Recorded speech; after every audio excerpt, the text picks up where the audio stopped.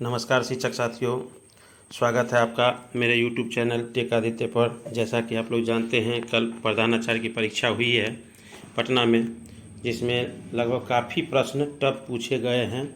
तो थोड़ा हम लोग को विशेष पढ़ना होगा, विशेष गहराई से पढ़ना होगा, और आप लोग के पास जो भी साधन है उसका भी सहारा ले सकते हैं। तो आज चलिए DLED टेस्ट सीरीज का 6ठा क्वेश्चन है। हम लोग का थोड़ा लेवल नीचे है तो हो सकता है कुछ राहत हो, लेकिन कम से कम जो है भारतीय इतिहास, स्वतंत्रता सेनानी का योगदान, ये सब तो है पूछेंगे, तो उसको ससमय हम लोग को देखना होगा। चलिए अब चलते हैं, प्रश्न देखते हैं। 75 प्रश्नों का सेट है। तो जो भी चैनल पर नए हैं साथी, चैनल को लाइक, सब्सक्राइब, शेयर जरूर करें।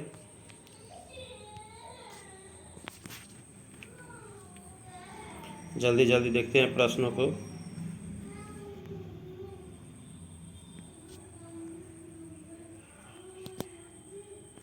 आइए देखते हैं प्रश्न पहला।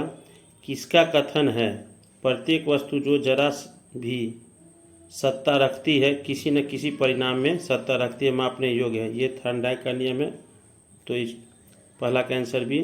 प्रश्न संख्या दूसरा देखते हैं। जब कोई व्यक्ति परंपरागत गैर तौर तरीके से हटकर नए ढंग से कार्य करता है तो वह कहलाता है नवाचार। हम लोग जानते हैं, पढ़ाते भी हैं कि नया नया प्रयोग नवाचार कहलाता है। आगे देखते हैं। नवाचार एक ऐसा विचार है जिसकी प्रतीत व्यक्ति नवीन विचार के रूप में करे। यह कथन किसका है? तो यह कथन जो है वह EM का है। 3 का आंसर है। आगे देखते हैं प्रश्न संख्या 9। शिक्षण विधियां आधारित होती है शिक्षण सूत्रों पर। 9 का आंसर D। प्रश्न संख्या 10। थॉर्नडाइक ने सीखने के मुख्य नियम कितने बताए थे? तो 3 नियम मुख्य और 5 गौण नियम बताए थे। 10 का आंसर C। आगे देखते हैं प्रश्न संख्या 11। स्व जागरूकता विकास के रूप हैं, तो ये सभी रूप हैं। 11 का आंसर D। प्रश्न संख्या 17। वैदिक काल में प्रारंभिक शिक्षा कहाँ होती थी? तो गुरुकुल में। 17 का आंसर B। प्रश्न संख्या 18। वैदिक काल शिक्षा का सर्वाधिक महत्वपूर्ण संस्कार था उपनयन संस्कार। 18 का आंसर B। प्रश्न संख्या 19। उपनयन संस्कार किया जाता था सभी जाति के बालकों का। तो आगे चलते हैं। 19 का आंसर है।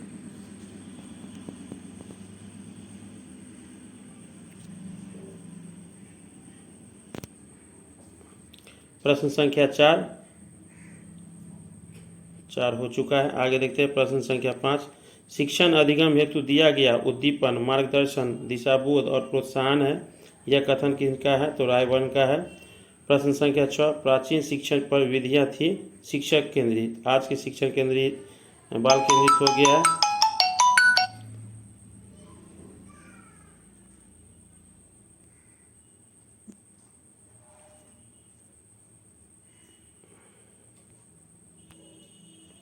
आगे देखते हैं प्रश्न संख्या 12। बहिरंग योग है, तो ये सभी बहिरंग योग है।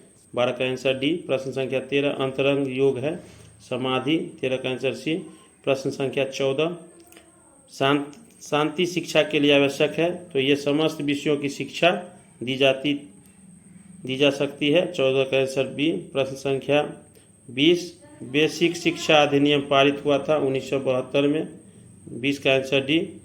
आगे देखते हैं प्रश्न संख्या 21। शिक्षकों को शैक्षिक सपोर्ट प्रदान करने के लिए जनपद स्तर पर स्थापित अकादमिक संस्था है, तो जिला शिक्षा एवं प्रशिक्षण संस्थान। 21 का आंसर D। आगे देखते हैं प्रश्न संख्या 22। विद्यालय में सभी कक्षों में नियमित पठन पाठन हेतु बनाई जाती है, तो ये समय सारणी है। 22 का आंसर C। आगे देखते हैं प्रश्न संख्या 7।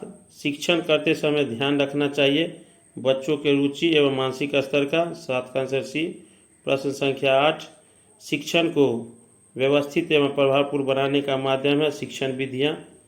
8 का आंसर A। प्रश्न संख्या 15। निम्नलिखित में से कौन सी सुदूर शिक्षा प्रणाली की विशेषता है? तो ये सभी हैं, उपरोक्त सभी। 15 का आंसर D। प्रश्न संख्या 16। वैदिक काल में शिक्षा व्यवस्था की जाती थी गुरुओं के द्वारा। 16 का आंसर A। प्रश्न संख्या 23। विद्यालय समय सारणी होना चाहिए लचीली। 23 का आंसर B। अगला प्रश्न देखते हैं। प्रश्न संख्या 24। श्रवण बाधिता की शिक्षा के लिए उपयोगी है, तो ये सभी है। जिनको सुनाई नहीं देता बच्चे को, उनके लिए मॉडल मानचित्र के द्वारा हम दिखा सकते हैं। अगला प्रश्न देखते हैं।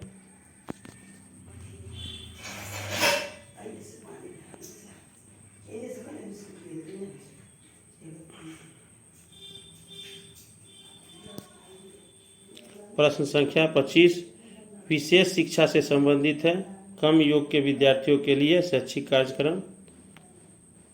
प्रश्न संख्या 26 समस्या के अर्थ को जानने की योग्यता वातावरण के दोषों, कमियों एवं रिक्तियों के प्रति सजगता है। यह विशेषता है सृजनशील बालकों के लिए। उनको कोई समस्या दीजिएगा तो वो हल करने का प्रयास करते हैं और अपने बुद्धि से उसको खोजते हैं। अगला प्रश्न देखते हैं। प्रश्न संख्या 36 प्रकृति प्रदत्त शिक्षण अधिगम सामग्री नहीं है, तो मानचित्र जो है मानव निर्मित है और बाकी सब जो है आपका प्रकृति प्रदत्त है, तो 36 का आंसर डी। प्रश्न संख्या 37 प्राथमिक स्तरीय हिंदी भाषा की पाठ्य पुस्तक है कलरव, 37 का आंसर ए।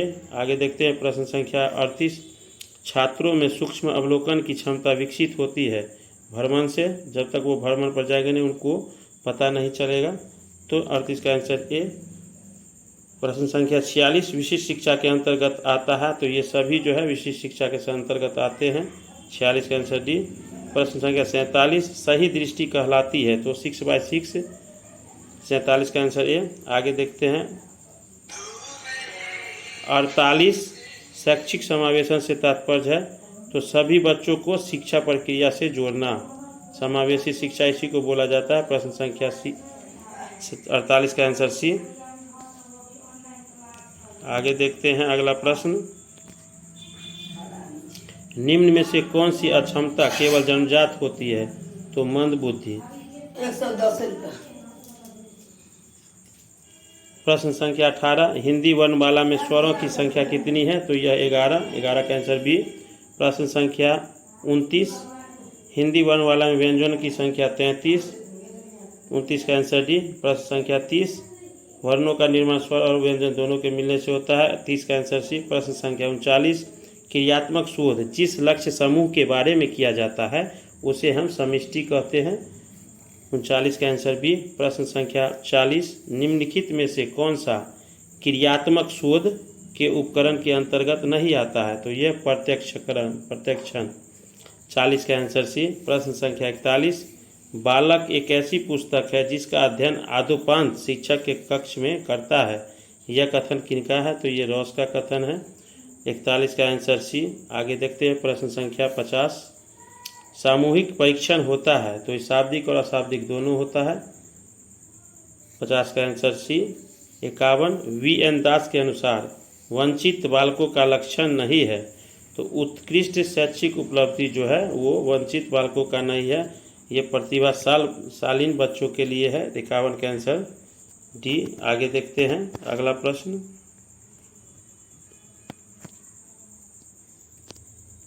हिंदी वर्णमाला में कितने वर्ग होते हैं, 5 तवर पवर्ग चवर्ग 32।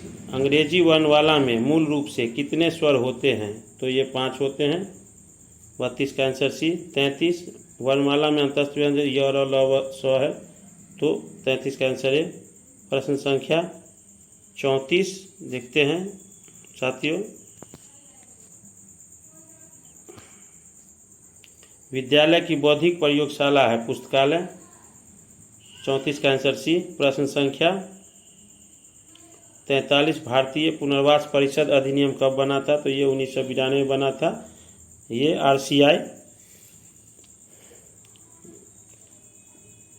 43 का आंसर बी।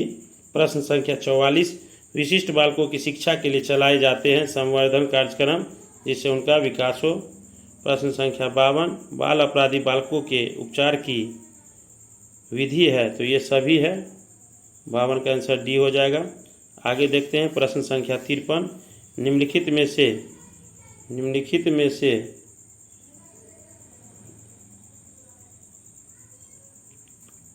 दंत व्यंजन है, तो ये 9, 53 का आंसर ए।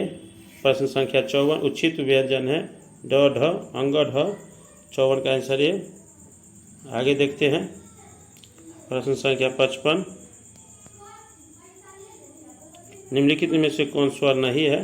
तो यह स्वर नहीं है। 35 प्रश्न संख्या 35 संचयी अभिलेख पत्र में लिखा होता है छात्र की प्रगति का। 35 का आंसर है। प्रश्न संख्या 45 श्रवणवर्धित बालकों में प्राय सुनने की क्षमता होती है 30 से 50 डेसिबल। तो 45 का आंसर ए। अगला प्रश्न देखते हैं।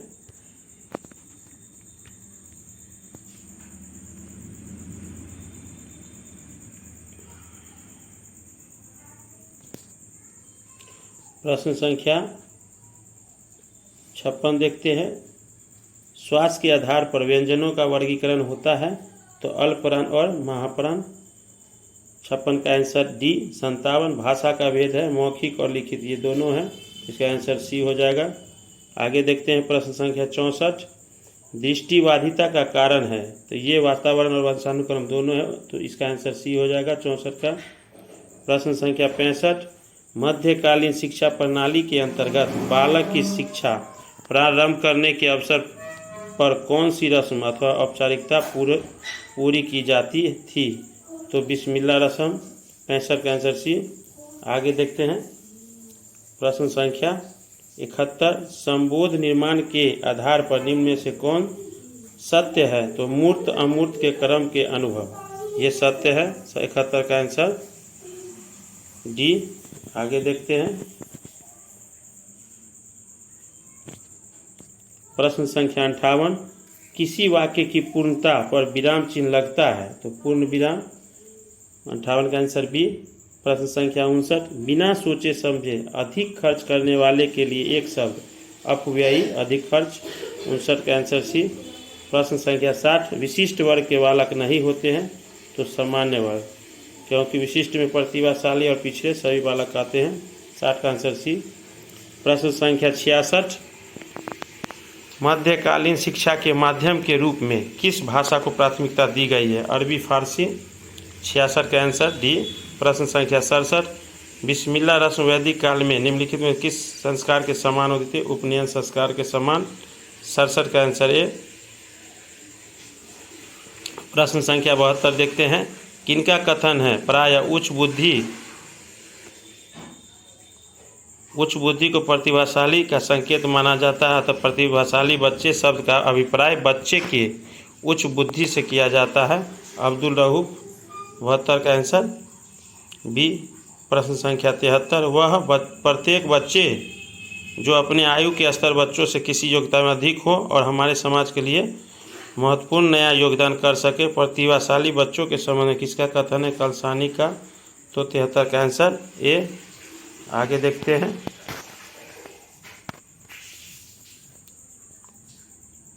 प्रश्न संख्या 61 मनोविश्लेषण विधि के जनक थे सिगमंड फ्रॉयड। 71 का आंसर 61 का आंसर सी। प्रश्न संख्या 62 दृष्टिबाधितों के लिए राष्ट्रीय शिक्षा संस्थान स्थित है देहरादून उत्तराखंड में। 62 का आंसर डी। ब्रेल लिपि का विकास किया था लुइस ब्रेल ने। तो 63 का आंसर सी। प्रश्न संख्या 68 मुस्लिम काल में निम्नलिखित में से कौन सी व्यावसायिक शिक्षा को प्रोत्साहन दिया गया? तो 68 का डी सभी को वास्तुकला हस्तकला ललित कला। प्रश्न संख्या 69 ब्रिटिश काल में गुरु शिष्य संबंध थे मात्र औपचारिक। 69 का आंसर ए। प्रश्न संख्या 70 संबोध निर्माण का चरण है। आगे देखते हैं 74 नंबर प्रश्न निःशुल्क एवं अनिवार्य शिक्षा संबंधित अनुच्छेद 21 के क से, जिसमें अनिवार्य एवं शिक्षा जिसका कानून 1 अप्रैल 2010 को लागू हुआ था। निःशुल्क एवं अनिवार्य शिक्षा। 74 का आंसर है 75 85 से कम बुद्धि लब्धि होती है पिछड़े बालकों की। तो 75 का आंसर ए। आगे देखते हैं साथियों, जैसा कि कल जो परीक्षा हुआ है तो उसमें 100 अंकों का जीके और 50 अंकों का बीएड से था। अब हर प्रधान शिक्षक में 75 अंकों का सिलेबस है, तो ज़्यादा से ज़्यादा मार्क्स प्राप्त के लिए हम लोग को थोड़ा ज़्यादा मेहनत करना पड़ेगा और अपना जो मजबूत फील्ड है उसको ज़्यादा पकड़ें। आगे चलिए देखते हैं। ये कुछ साथियों ने हमसे पूछा था कमेंट में कि सर कौन से बुक से अध्ययन करा रहे हैं, तो ये आपके सामने मार्क्समैन प्रकाशन का एक बुक है, आप यहाँ देख सकते हैं, मैं इनको जूम कर देता हूँ, मार्क्समैन। तो ये टेस्ट सीरीज है, आप भी मार्केट से मंगा सकते हैं ऑनलाइन। कई तरह का बुक है इसमें। और शाम में 7 बजे सामान्य अध्ययन मेरा महा मैराथन का लाइव क्लास चल रहा है, तो आप लोग उसमें ज़रूर जुड़े 7 बजे से। और सभी साथी ज़्यादा से ज़्यादा समय, परीक्षा में कम समय को देखते हुए तैयारी में जुट जाएं। और किसी भी प्रश्नों का आंसर गलत चयन हो गया हो तो आप लोग कमेंट बॉक्स में ज़रूर बताएंगे। और जो भी साथी चैनल पर नए हैं तो चैनल को लाइक, सब्सक्राइब और शेयर ज़रूर कर दें। धन्यवाद।